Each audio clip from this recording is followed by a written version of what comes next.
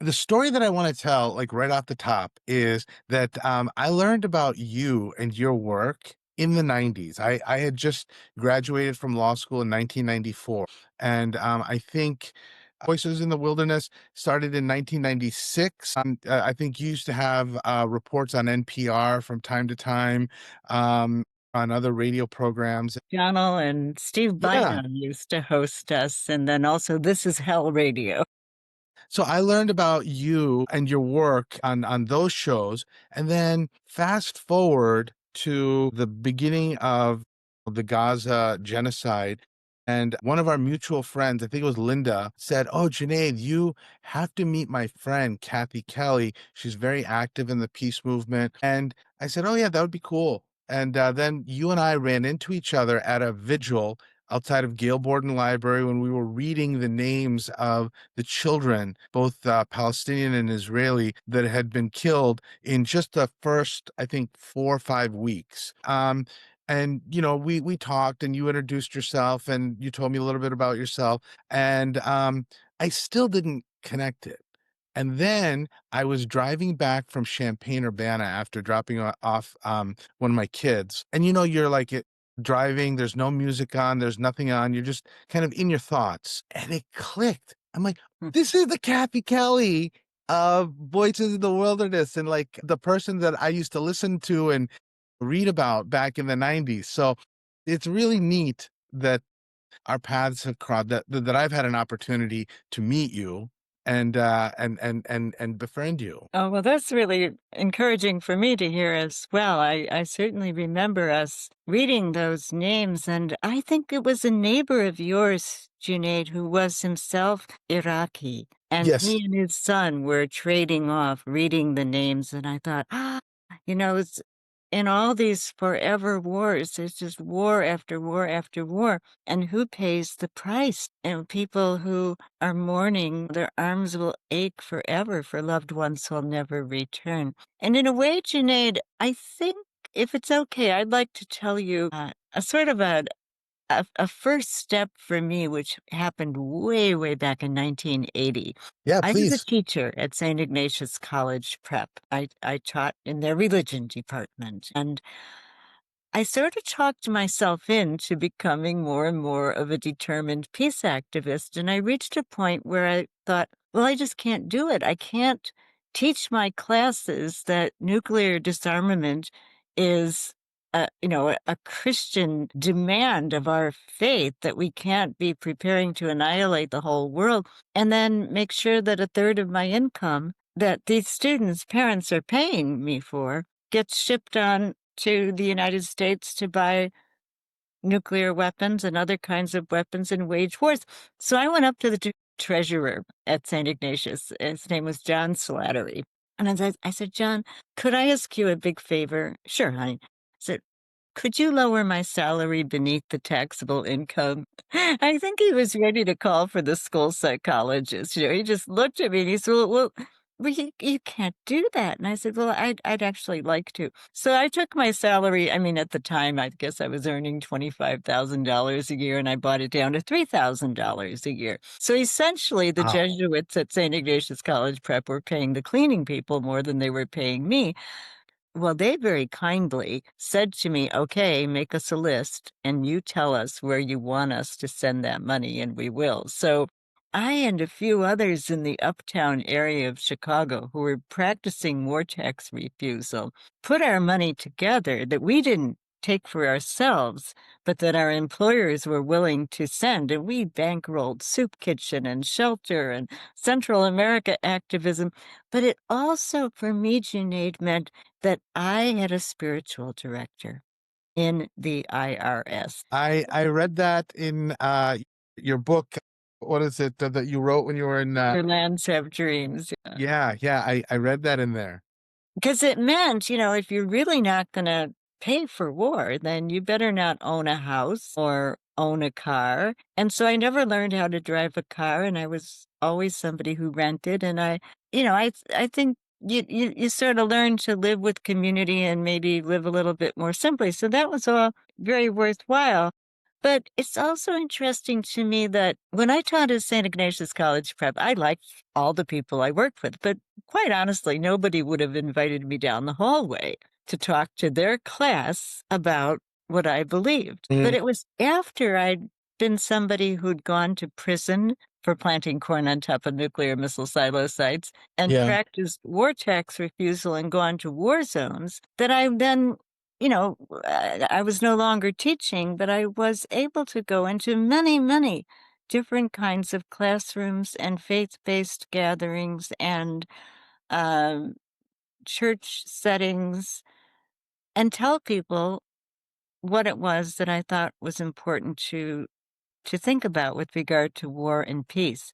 Um, you can't always know where those baby steps in the beginning are going to take you. I certainly didn't know when I was asking John Sattler or Slattery to lower my salary beneath the taxable income, where that journey might take me. But it was for me an opportunity to say, I really want to live in accord with what I most deeply believe. Can I ask you, I mean, that's really amazing, but I think, in a in a time where we kind of have a hard time even getting folks to block out an hour and a half to come to the corner of Kimball and Grove to, just hold up some signs and raise awareness.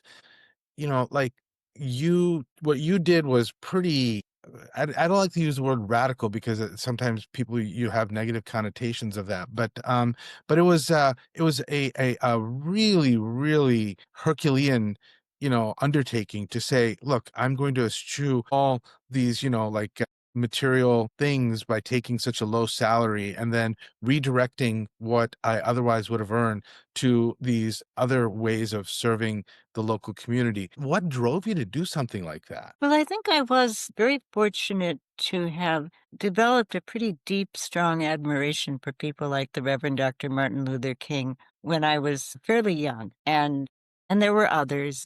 I'd gotten to know about the Irish peace activist Mairead Maguire, and I learned a lot from what she believed, which, she started off not knowing very much about world affairs and world events, but after she received that Nobel Peace Prize, she just resolved that she would use it in order to try to help gain human rights for people who were unjustly imprisoned or being subjected to torture and persecution. And she really made huge gains in that regard. And then I also was very influenced by different communities around the United States. We call ourselves loosely the Catholic worker, but the idea is to be committed to sharing resources as radically as possible, share housing, share food, share income. So that was quite valuable for me.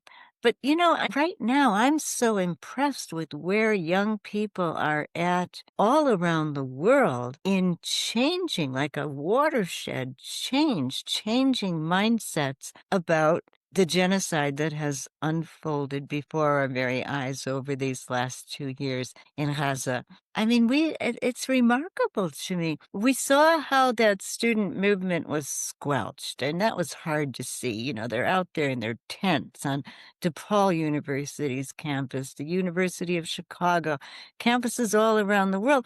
And then, next thing you know, they're being threatened so severely that it looked as though their movement had been shut down, but that's not true.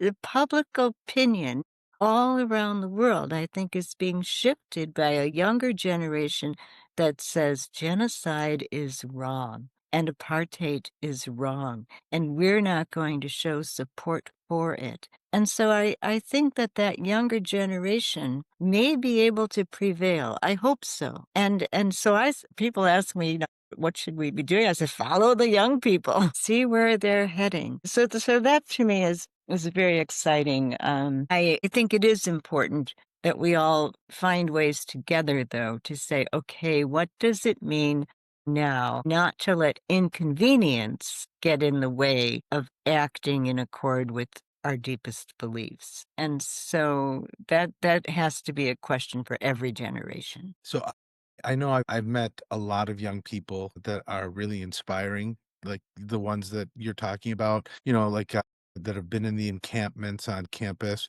And so I can give you 2 examples. One, like, about a week and a half ago, I was, speaking at a Constitution Day, like, community forum, and a young young man, who recently graduated, was a student at Columbia. He asked a question of the panel. It was a group of lawyers, and, he said, "I want to speak out, and I want to lend my voice to ending the genocide and to ending the occupation and to addressing, the variety of issues, like, related to the military industrial complex." But he said, "But I just graduated, and, I want to do good, but I'm afraid of, being blacklisted and doxxed and, like, having my future, like, terminated before it even begins." And then actually last night I was at my nephew's wedding, and, I was at a table with a young lawyer, and, she just graduated a few years ago. She asked me the same question. She said, "Junaid, what I want to, like, volunteer, and I wanna go to rallies, and I wanna protest, and I want to, do these things to help the people who are, pushing back against ICE and, this sort of this fascist operation that's taking place in Chicago and elsewhere." But she's like, "My employer has already made it clear that, if we get involved, those will be grounds for termination. Like, what do I do?" And that's like a hard question. Like, both of those questions are very hard. It's not something that I can just say, "Oh, well, here's the solution. Here's the recipe. Here's what you do." I have a set of advice that I give to my kids, but I'm reluctant to give this advice to everybody. And I would be curious to hear what would you say to those kids, young men and women? Well, I certainly wouldn't want to underestimate or minimize the the difficulty that they're facing. And I think that there are varying ways in which people can approach some of these, as you say, movements toward fascism. I worked with the Merchants of Death War Crimes Tribunal, and we were just soaring because a young Iraqi woman, whom I happened to know when she was in grade school from Baghdad, was graduated, was working in the United States, was doing a tremendous amount of research for us, and then she got heard exactly what your young student was told. "You're gonna just have to stop this, or your career here is over." So it transferred to others to pick up the mantle at that point. The relationships remained strong and firm, but I think that, we all had to understand that, there are different times when you can walk forward and sometimes when you might need to step back. But I also have been thinking a great deal about a family in Germany, in Munich, in 1939 to 43. And in 1939, two of the children in the family, about the age of your two children now, Junaid, had joined the Hitler Youth. And their father was so troubled. "Hans and Sophie, how could you do this? Don't you see what this is going to do to your Jewish neighbors right in our own area? And this fascist movement is wrong." And the children listened to their father. And as the years went by, they became more and more involved in challenging Adolf Hitler and the Gestapo and the Nazis, and they would do things that were so audacious and dangerous. Hans Scholl would go out with, red paint and paint anti-Hitler slogans on the walls in the middle of the night. And then they developed flyers, and every flyer was a manifesto signed with the line, "We will not be silent." And they criticized the Nazis, and they told about a more truthful history of Germany and held forth ideals. And then they'd make many, many copies of the flyers, stuff them in briefcases, take trains and travel to universities all around Germany, drop off the flyers. They were doing what they could. They had 5 flyers that they distributed in a series. And then in 1943, they were both students at Munich University. They took the flyers and they went up to the top floor of the atrium and they distributed stacks of flyers in front of different classrooms. And then Sophie, she was pretty impetuous at that moment. They had flyers left over and she didn't want them just to not be used. So she pushed a whole stack of the flyers off of the ledge on the fourth floor and they went fluttering down all 4 flights of stairs, and somebody who was a custodian saw her do it. Well, they were immediately seized by the Gestapo. They were held in jail for 3 days, and then they were taken to the guillotine, and Hans and Sophie Scholl were beheaded. And the mom and dad were allowed to talk with them just briefly before they went to their death, and they held their heads up high, and they still stood in line with their beliefs. But so now I'm thinking, what about over 250 young Palestinians who have been executed because they tried to say, we will not be silent? They tried to tell what was happening during this genocide, and they've been no trial, no investigation, just killed. And what about all of the doctors who witnessed atrocities at their hospitals, like the Mustashfa Kamal Adwan Hospital, where Dr. Hussam Abu Sufia is still in prison after being tortured, and all of the many healthcare workers whose families have been wiped out? What are we to say in the face of all that slaughter? So when I see the flotilla that went forth toward Gaza's shores, trying to open up a humanitarian corridor, led by that young woman, Greta Thunberg, I think that was a miracle. All of those ships represented people exercising nonviolence at its finest. It was utterly remarkable. I mean, I still can't get over that many different countries and that many different groups on those ships could engage in nonviolence training day after day after day on the ocean, and that they could coordinate in consensus decision making and keep pressing forward, even though they were threatened with great harm, imprisonment, losing their lives. And now they've come back and they continue to speak out. And they've found that their voices are now augmented by dock workers all across Europe who say, we don't want to ship weapons to Israel any longer. We don't want to ship weapons anywhere in the world. So we're seeing this shift. And I think primarily it is a youth-led shift that we're seeing. So it may be that some people step forward and some have to step back. But what I most want to say is that student movement, which we saw so valiantly and wisely assert itself 2 years ago, it hasn't been erased, it hasn't been displaced, and we can look forward to more. So that's a glorious future to be part of. So in your life, you were not somebody who stepped back.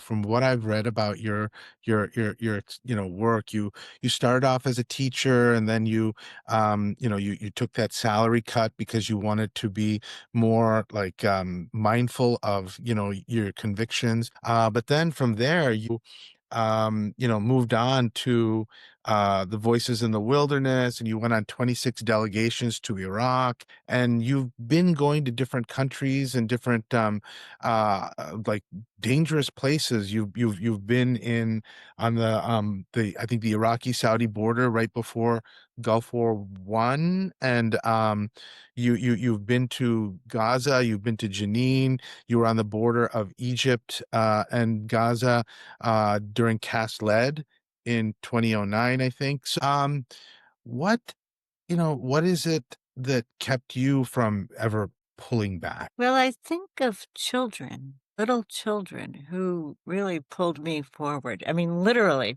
I was in Gaza in 2009 during that Operation Cast Lead, as you mentioned, and it went on for 22 days. Like once every 11 minutes, you'd hear a bomb explode from 11 at night till 1 in the morning, and then again from 3 until 6 in the morning.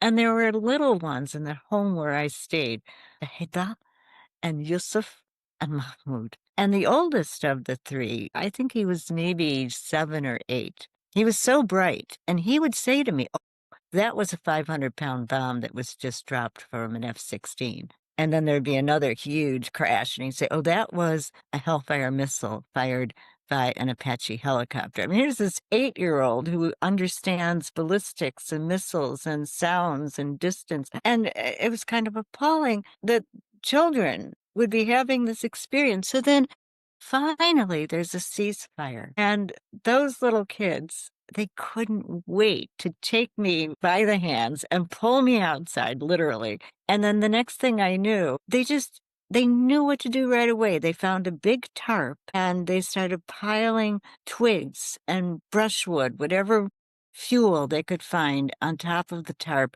and they were just gleaming. They were so happy to bring it back to their mother so she could have fuel to cook. And that's what you see in war zones, little ones that want to rebuild. Now, I have to tell you, my heart is incredibly heavy right now because little Mahmoud, I remember the morning his mother began cooking breakfast. He was so tiny, he was maybe like 4 or 5. And the father, Abu Yusuf, was sitting on the ground, and the other 2 kids were cuddled up to him, but little Mahmoud would run around in circles and then pretend he was a fighter plane and dive into his father's lap and make the noise of a fighter plane.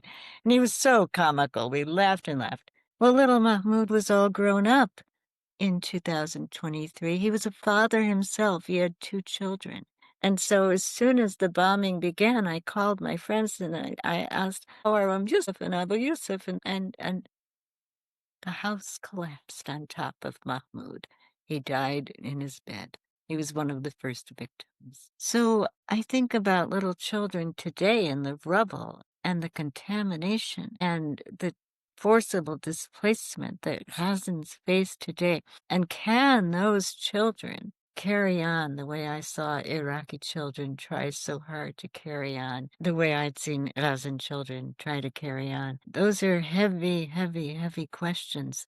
But one thing that's different today is that, okay, at least hundreds of thousands of Iraqi children died as though they were on a death row. They could never leave those hospitals, and hardly anyone in the world knew about it. Right. In fact, NPR interviewers came to Iraq, to Baghdad, somewhat before the 2003 war started, and they gave us a little bit of time, and we met with them, and they said, "Well, where do you think we ought to go?" And we said, "Well, to the hospitals. Go to the hospitals and talk to the mothers and the children and see how people who couldn't possibly control a dictator are being punished to death by these economic sanctions, by economic warfare." And they looked at us and they said, "Oh, we would never be duped by Saddam Hussein by going to a hospital." And we were just dumbfounded. What do you mean? So there was a concerted effort not to tell the truth in the war against Iraq, in the war against Afghanistan. But I believe that the truth is coming out in this hideous, terrible genocide against Palestinians and in what has happened in Gaza.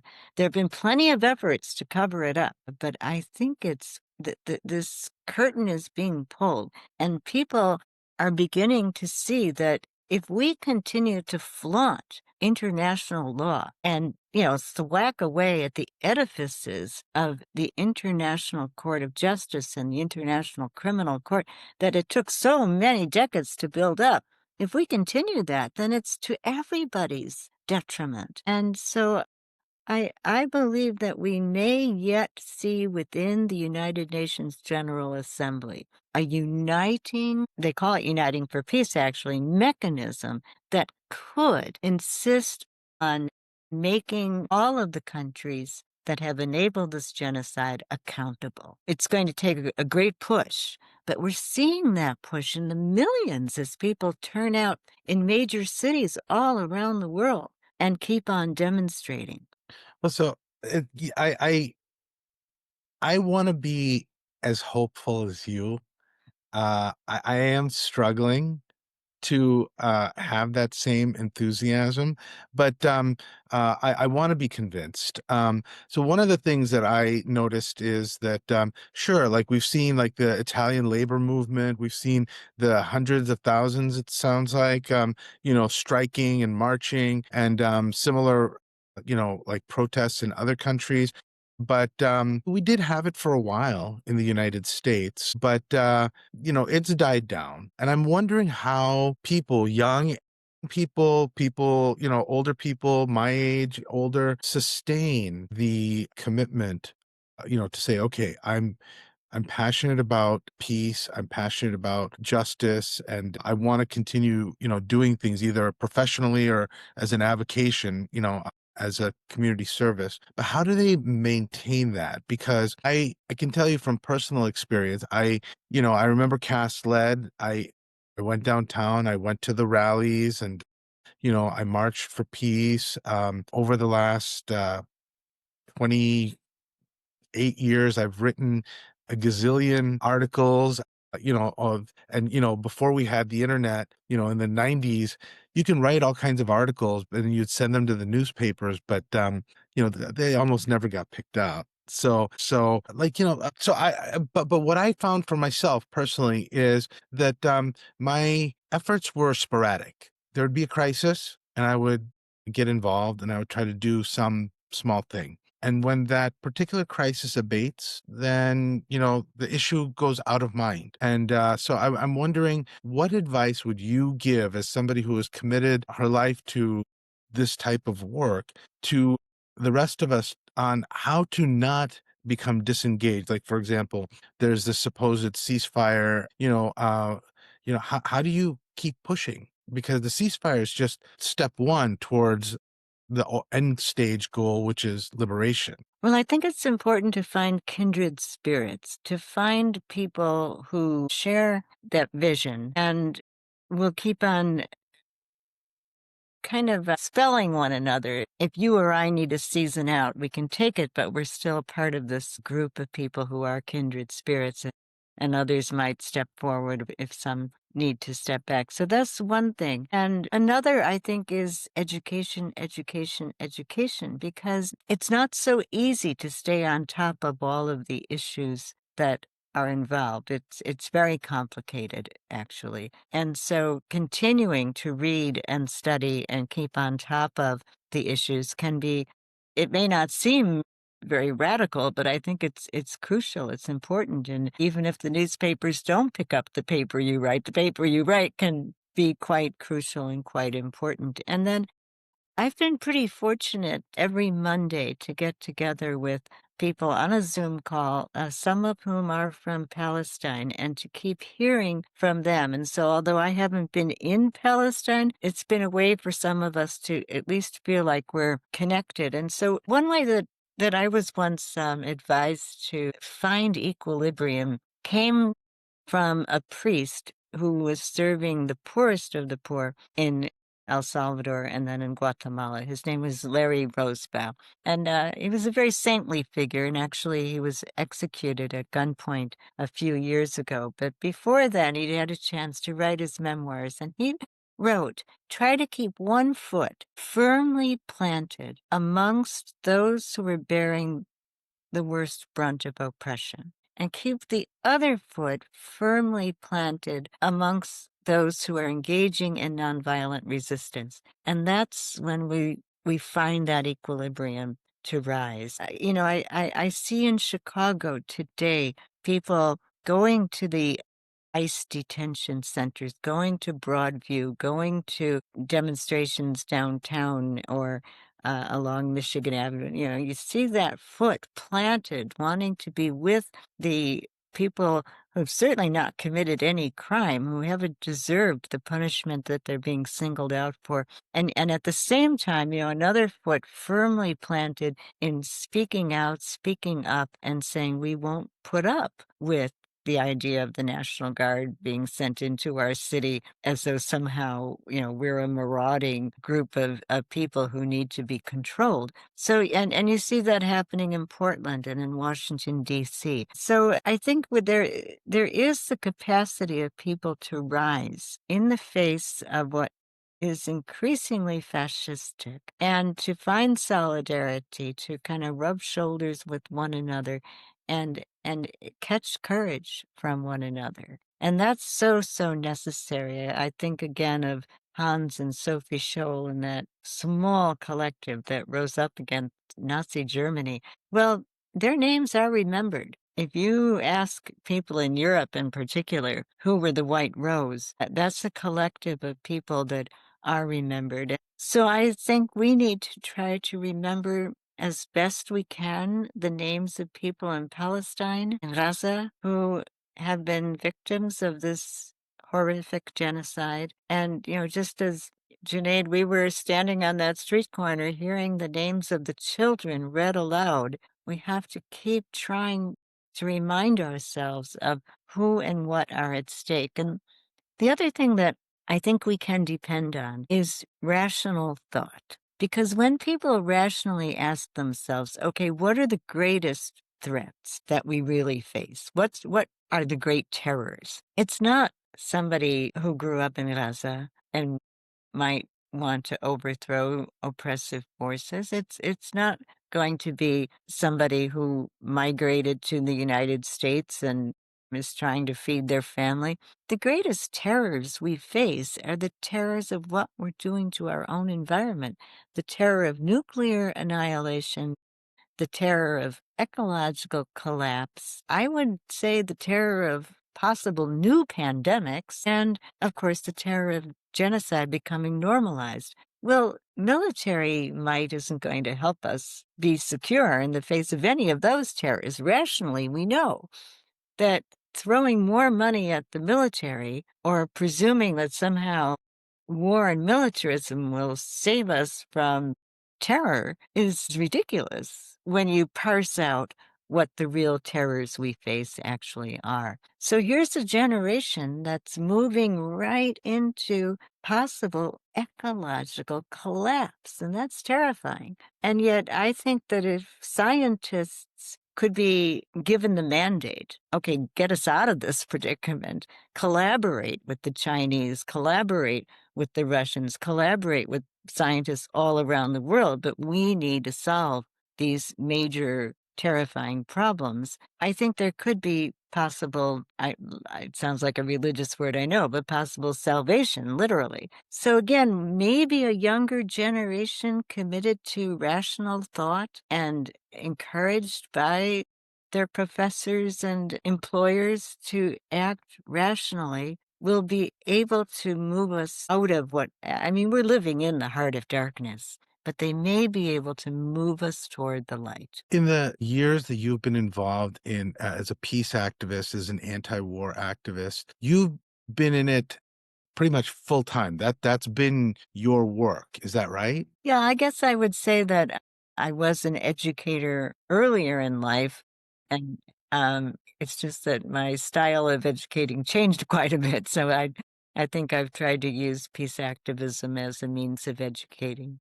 Right. And then in those decades that you were working with Voices in the Wilderness, and then it became another organization was Voices for Creative Nonviolence.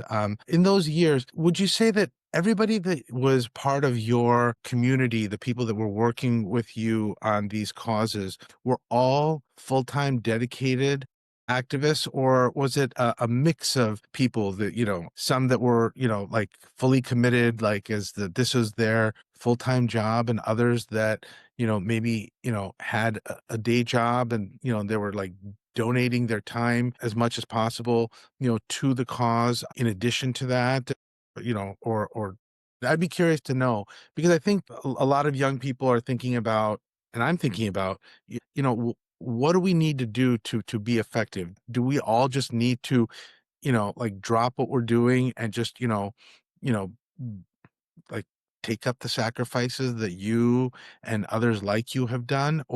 Is there a place for people to, kind of craft their, you know, careers and build their material lives and still be effective? Well, I think there is a choreography of sorts. There were people who took tremendous risks by going over to Iraq before and during United States wars against Iraq, and then came back and morphed into creating a project called the Iraq Student Project. And for the next decade, I've watched people work very, very hard to bring Iraqi students over to the United States because they couldn't continue their education in Iraq. And so this was a different kind of valor, but I thought it was required a tenacity and a kind of courage. And then many delegations went over to Afghanistan with Voices for Creative Nonviolence. In the past, well, since the Taliban takeover of Afghanistan, I've watched how people have created an informal but very sturdy network. We call it the Buddy Network of internationals who pair up with one other person from Afghanistan, a young person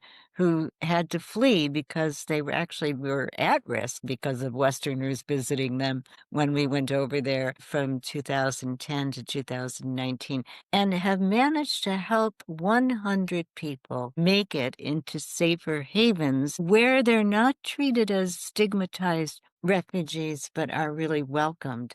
And some of the people that are part of this network are permaculture activists, and some are Quakers living in Australia, and some there's a flamenco dancer in the uptown area of Chicago, in Lincoln Park rather. But they work so hard to try to build a better world that's predicated on people having real relationships with each other and believing in equality between people. So I think there's no one-way street in terms of activism, and there ought not to be a hierarchy. I think that every place where people can fit in to say, we are many, they are few, is a very valuable place in which to be. And again, I want to stress, though, education, education, education. Democracy is based on education. You can't have democracy. You can't have freedom of expression and freedom of information and freedom of action unless people are educated about the issues that really are affecting our world, our future, our lives. And so that education might not get mediated through traditional university structures always, but it has, and it often isn't going to be mediated through the mainstream media. But we have to keep on preserving, I'll call it the spirit of a university, the spirit of belief that there's a truth that we can have access to, and that we can, well, the way that the Gandhians put it, we can promote truth force, that exposing that truth, and that's what the civil rights movement taught us again and again, help people see the truthful reality of the world that we're living in. And I can say, Junaid, that living on the southwest side of Chicago as a young teenager, I remembered being in the Kelly family living room, and when Bull Connor set those dogs on the children in Birmingham and the fire hoses, I watched my own family and people in my neighborhood say, you know what? That's not the side we want to be on. They saw the truth of what segregation was doing in the United States, and it was pretty ugly. So I think we can still count on that truth force to turn people around today. It's a gamble, but I think that we've seen so many dramatic changes in our human history. Uh, that the big gamble now is we can actually move toward a world beyond war. We've got over 700 bases run by the United States all around the world. And just imagine if each of those bases was converted to doing something good for people. Yeah. You talked about the Kelly living room, and watching Bull Connor release those dogs, and I'm curious. It brings me back to your childhood. I was reading about the type of high school you went to. You went to like a part parochial, part public. So you got kind of like the benefit of getting some education on religious teachings and philosophy as well as some of the secular. What role did and does your faith play in inspiring your passion and your purpose? Well, I loved that little high school. We'd literally have mass in the morning and riots in the afternoon. It was a very racist neighborhood. And I think had it not been for the example of people who taught me at that impressionable young age, I don't think I could have ever learned about the Reverend Dr. Martin Luther King or Phil and Dan Berrigan or people that wanted to see an end to the Vietnam War. So I was very indebted to people that taught me. And then in later years, people like Archbishop Romero of El Salvador, who aligned himself so closely to the people that were most vulnerable to being maimed and disappeared and tortured and impoverished and starved. A voice like his has has I think helped steady many, many, many people. And one of the things he said was, in the name of God, in the name of your suffering brothers and sisters, I beg you, I order you, stop the repression. And it was after he said that he was gunned down as he celebrated the Eucharist in a Salvadoran church. People like him and like the other priests that I mentioned, Larry Rosebaum, I think help us to see a road ahead. Uh, Christianity should never be viewed as better than any other religion. That would be despicable. I don't think that there's any one religion that is more important than another religion. But I would want to remember that the man Jesus didn't die of old age. Via dolorosa, the idea of, carrying a cross and being willing to undergo great risk is something that I think should be appreciated or absorbed by, embraced by anybody who does wish to say, well, I want to be a follower of that man. And yet, again, I think it's so, so important to say that nobody is able to come back from an afterlife and tell us that one particular faith is better than another. That's a falsehood that we should never submit to. But I think it's good for people to have spiritualities that they can rely on that help get them through some of the more difficult and dark times in life and to be grateful for those. And, sometimes I think maybe a faith that can help us all get through is something we might call beingism, reverence for all of being and wanting to save all of being from planetary collapse. And so that way of practicing rituals that would encourage living more simply and sharing resources more radically and being careful of the water and careful of the soil and careful of, burying nuclear weapons under the ground or surrounding ourselves with nuclear weapons. That I think is the sort of a faith that could draw many, many adherents together. No, thank you. That makes a lot of sense. As a person of faith, a different faith, but also inspired by it in a similar vein as you, that actually really resonates. As I close out, I wanted to ask you: are there any books or authors that you would recommend to us to help inspire people to, pursue like an activist anti-war, path similar to yours? Well, for those who might be listening who happen to live in the Chicago area, there's a fellow named Richard Powers who has written two novels, and they're partially set in Chicago. And they're just very challenging. One is called Playground, and it has a lot to do with artificial intelligence. And I know we all have to start thinking very hard about that, and it's not easy. And the other is called Generosity, and it's set in community colleges in the Chicago area. And well, I do find myself most drawn to novels. I'm very taken by the trilogy of Amitav Ghosh, Ghosh, in which he examines opium wars and all of the consequences that the Opium Wars had on human history. And I'm also there's a Chilean author, Benjamin Labatut, who recently wrote a book called The Maniac, and it's also about artificial intelligence. And I think we do need to cope with the reality of the world we're kind of hurtling into.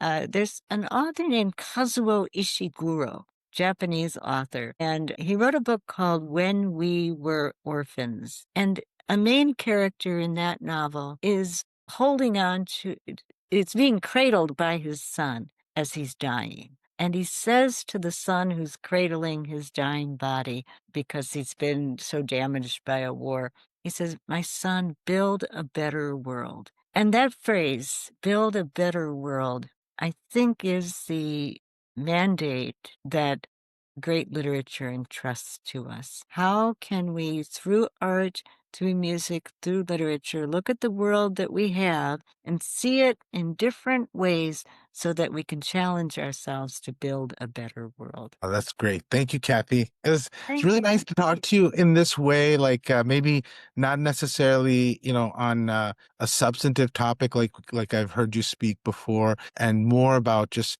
the work you've done and how you've done it and what's inspired you.